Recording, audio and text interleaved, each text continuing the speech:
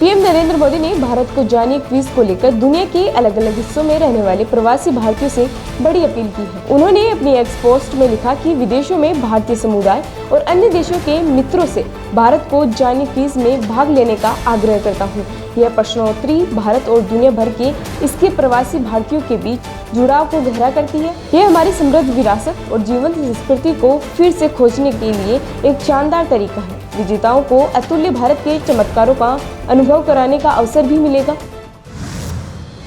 महाराष्ट्र और झारखंड में विधानसभा चुनाव और कुछ राज्यों में विधानसभा लोकसभा उपचुनाव के लिए मतगणना जारी है। इस बीच महाराष्ट्र विधानसभा चुनाव के शुरुआती रुझानों में महायुति गठबंधन को मिल रही बढ़त पर शिवसेना यूबीटी नेता संजय राउत का बयान सामने आया है।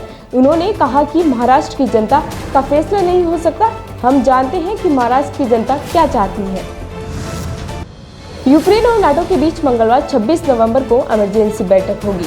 एनआरसी की यह बैठक ऐसे वक्त में हो रही है जब रूस ने यूक्रेन के निप्रो शहर पर बैलिस्टिक मिसाइल से हमला किया। वहीं यूक्रेन ने रूस पर पश्चिमी देशों से मिलकर खतरनाक हथियार दागे। जानकारी के मुताबिक पुतिन ने हाइपरसोनिक मिसाइलों के मास प्रोडक्शन का ऑर्डर दिया है। वहीं यूक्रेन पर मिसाइल लागने के अगले दिन मिलिट्री प्रमुखों से मुलाकात के बाद पुतिन ने कहा कि वे मिसाइल प्रशिक्षण जारी रखेंगे। महाराष्ट्र विधानसभा चुनाव में पैसे बांटने के आरोपों को लेकर अब भाजपा महासचिव विनोद तावड़े ने कांग्रेस के राष्ट्रीय अध्यक्ष मल्लिकार्जुन खड़गे, लोकसभा के विपक्ष नेता राहुल गांधी और पार्टी की प्रवक्ता सुप्रीमो श्रीनेत को मानहानि का नोटिस भेजा है। विनोद तावड़े ने नोटिस में यह स्पष्ट कहा कि तीनों नेताओं के आरोप राजनीतिक दुर्भावना से प्रेरित है। उन्होंने कहा कि इसमें तनिक भी सच्चाई नहीं है, लिहाजा तीनों माफी मांगे, वरना वे उन पर 100 करोड़ रुपए का मानहानि मुकदमा चलाएंगे।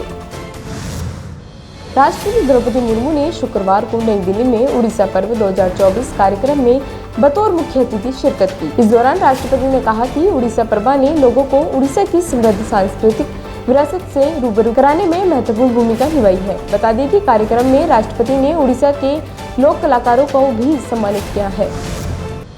आज लोकसभा अध्यक्ष ओम बिरला का जन्मदिन है। इस मौके पर केंद्रीय मंत्री अमित शाह सहित कई गणमान्यों ने उन्हें जन्मदिन की शुभकामनाएं दी है और उनके स्वस्थ जीवन की कामना की। अमित शाह ने अपनी एक्स पोस्ट में लिखा कि आपकी अध्यक्षता में सदन जन कल्याणकारी योजनाओं और नीतियों के स्वर्णिम कालखंड का साक्षी बन रहा है।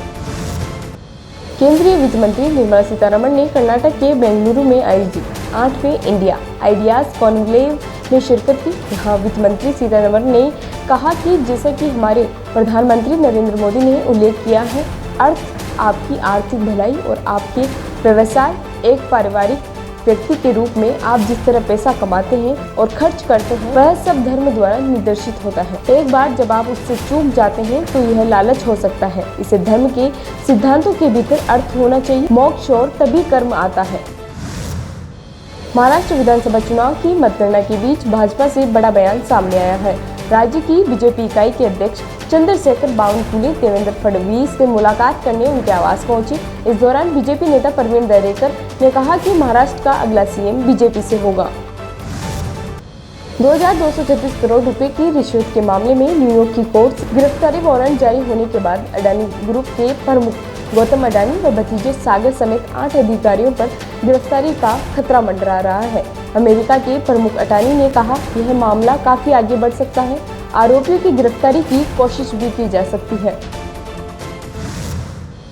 आज पुलिस झंडा दिवस है। इस मौके पर मुख्यमंत्री के सरकारी आवास पर राज्य के डीजीपी प्रशांत कुमार ने सीएम योगी को पुलिस कलर यानी झंडा लगाया। इस दौरान मुख्यमंत्री योगी ने भयमुक्त अपराध मुक्त उत्तर प्रदेश के संकल्प को साकार कर रही यूपी पुलिस के सभी कर्तव्यनिष्ठ कार्मिकों और उनके परिजनों को पुलिस झंडा दिवस की शुभकामनाएं दी है। महाराष्ट्र और झारखंड चुनाव के रुझानों पर मध्य प्रदेश के सीएम मोहन यादव की प्रतिक्रिया सामने आई है। उन्होंने एक बयान में कहा कि नतीजों के शुरुआती रुझान देखकर मैं यह कह सकता हूं कि बीजेपी महाराष्ट्र और झारखंड में लोगों की आशाओं और आकांक्षाओं को पूरा करने में सफल हो रही है।